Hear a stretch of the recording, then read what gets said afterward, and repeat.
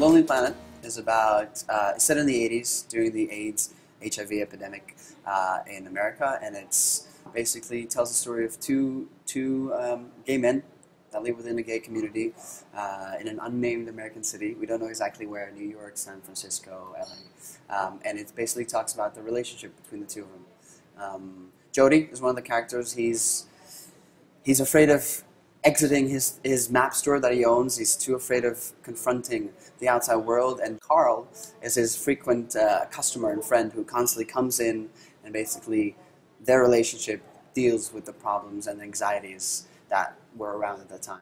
So why have you chosen to do this play now? Because people think they know about AIDS. They think HIV is, under control. It's an illness like any other. Yeah. You just get drugs for it. Why resurrect this now?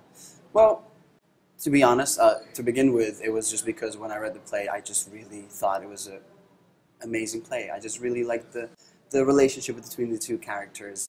But now, the more I learned about it, the more I kind of found out what the situation was in the 80s, because I didn't really know, to be honest. The older generations, people who had actually gone through the AIDS epidemic or the HIV epidemic and the whole scare, how people were scared about it, understand more what it felt like, whereas my generation, up until I guess the age of 30, yeah, it's something that exists, people have it or don't, but you don't really understand what it means, and I think this play really conveys that feeling of what the situation was like at the time.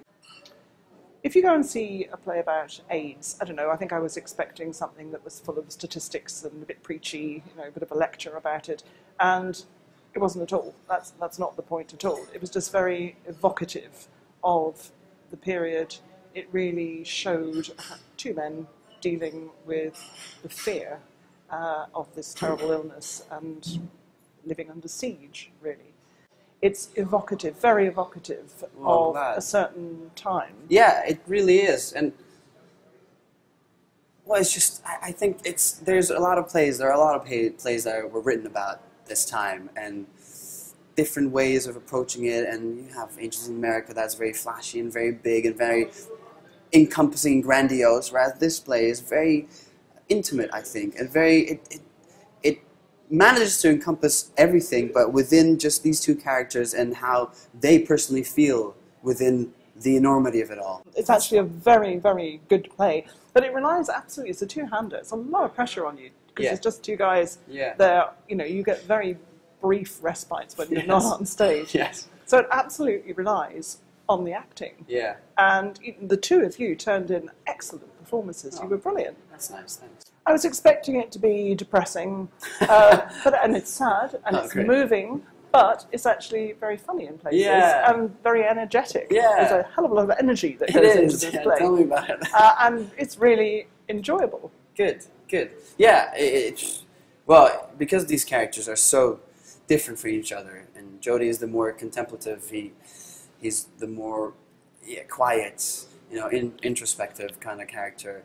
Carl, on the other side, is completely the opposite, and I have to every time I just prepare myself to come in with a band, because they both need a lot of energy, but Carl as well needs to constantly be there and take his attention, and it's fantastic, and it plays well. They play well off each other, and both me and Alex, we feel that when we act together. It's fun to do that with each other. So the play gives a sense, a snapshot of what life was like, and it gives you a feeling of how it was. It's not preachy, it's not full of statistics, there's very little information in it. I remember one fact, which was that you went to 30 funerals in 6 months. Yeah. But you've actually got some talks set up to go with this, so tell us about those. Yeah, so I thought it would be very important to bring people who could either give their personal experience, like Jonathan Blake, who's one of the first men in the UK to be diagnosed with HIV. He was diagnosed in 1982 and has survived 35 years now with HIV. He will be talking about his experience. We'll have some doctors and medical professionals come in and explain more about what it actually means. What is AIDS? What is HIV? So I thought it would be very important to have people like that come and talk. So good luck with it. Thank you. I thank you for that. I think it's going to be really well, and I hope people will come to see their talks, because they're going to be very interesting.